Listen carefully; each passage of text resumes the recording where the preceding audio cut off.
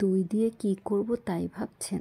আরে দইয়ের ভিতরে দিয়ে দিলাম বাটা মরিচ, তারপর মশলা দিয়ে দিলাম হলুদ, মরিচ, একটু করে গোলমরিচের ফাঁকি, লবণ, সবগুলো মশলা আমি তৈরি করে নিলাম। আদা বাটাও দিয়ে দিয়েছি, জিরা বাটাও দিয়ে দিয়েছি।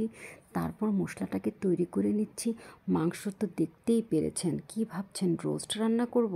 আরে না না, রোস্ট করব না, রান্না করব। রান্না বলতে কি, বারবিকিউ করব।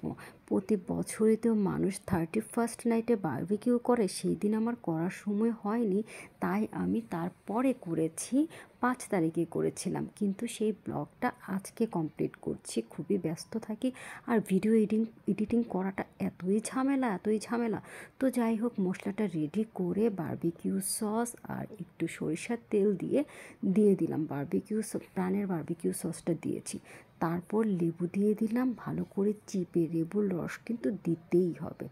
এরপর এটাকে খুব ভালো করে মেখে প্রত্যেকটা মাংসের গায়ে মেখে ম্যারিনেট করে রেখে দিয়েছি সন্ধ্যা পর্যন্ত। বারবিকিউ তো সন্ধ্যার সময় করে। এরপর আমরা সবাই ছাদে উঠে গেলাম বারবিকিউর জন্য। এর ভিতরে আমার জনাব সে কি করছে, বারবিকিউ করার জন্য কয়লাটাকে আগুন ধরায় দিচ্ছে, রেডি করছে।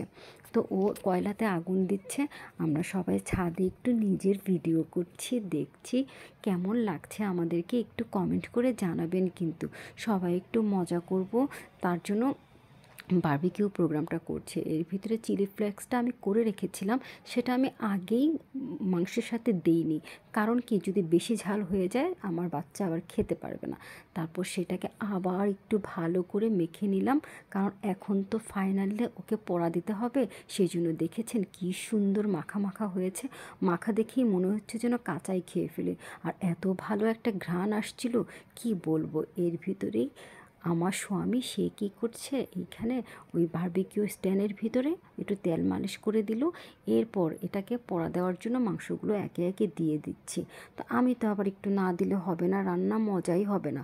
আমার হাত না পড়লে কি রান্না মজা হয় বলেন? তো আমি আবার এগুলোকে একে একে বিছিয়ে দিচ্ছি। ও আমার স্বামী আবার দেখিয়ে দিচ্ছে যে এখান দিয়ে দাও, যেখান দিয়ে আমি তেল দিচ্ছি। তো যাই হোক, এই তো অলরেডি আমাদের বারবিকিউ মোটামুটি অনেকটা পোড়া হয়ে গেছে। তো আর এত ভালো ঘ্রাণ আসতেছিল বাতাসে, আমার মেয়ে তো বারবার বলছে আমার খুব ক্ষুধা লেগেছে। এর ভিতরে সালাদটাও রেডি করব, আর ও বারবার বলছে আম্মু কখন হবে, তাড়াতাড়ি করো, আমার খুব ক্ষুধা পেয়েছে। তো আবার আমরা একটু নিচে গিয়েছিলাম একটা কাজে, তার উঠে আসতেছি আমাদের রুম থেকে। তো এই তো সবাই একটু ছবি তুলবো, একটু পোজ নিয়ে দাঁড়াচ্ছি।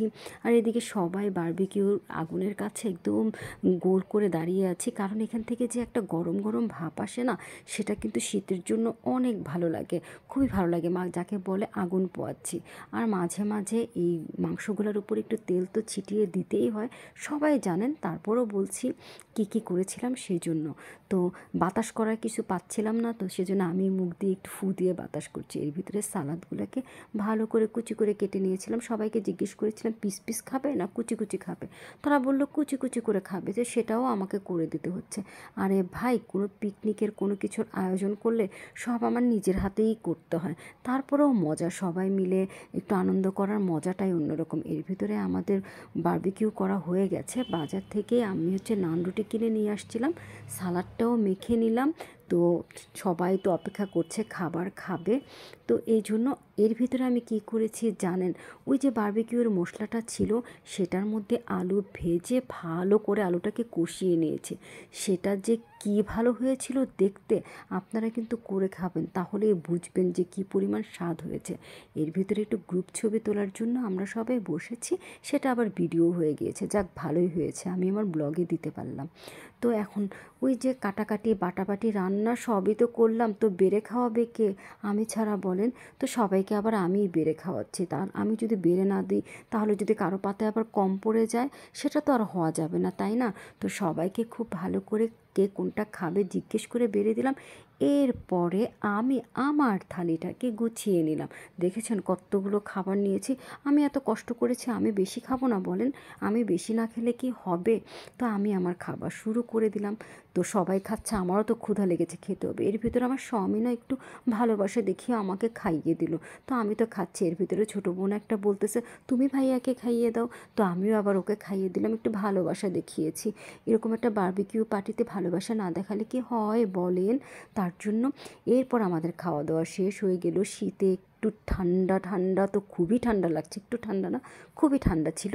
তো আশেপাশে বারবিকিউর আগুন ছিল দেখে না অত একটা ঠান্ডা বোঝা যায়নি। তো আমরা একটু হাতটাকে সবাই একটু ছেঁকে নিলাম। খুবই ভালো লেগেছিলো পার্টিটা। তো আমাদের এই ভিডিও যদি আপনাদের ভালো লাগে সবাই একটু লাইক করবেন, কমেন্ট করবেন, বেশি বেশি শেয়ার করবেন, পাশে থাকবেন। বারবিকিউ শেষ করে আমরা আবার রাস্তায় একটু হাঁটতেও গিয়েছিলাম ঠান্ডার মধ্যে। তো খুবই ভালো লেগেছিলো, পুরো সময়টা সন্ধ্যাটা খুব সুন্দর হয়েছে। তো এই সময়কার কিছু ছবি আপনাদের সাথে শেয়ার করলাম। ভালো লাগলে অবশ্যই আমাদের পাশে থাকবেন এবং ভালো ভালো ভিডিও যেন করতে পারি। সবাই একটু দোয়া করবেন, ভালো থাকবেন সবাই। সবাই ভালো থাকবেন। আল্লাহ হাফেজ।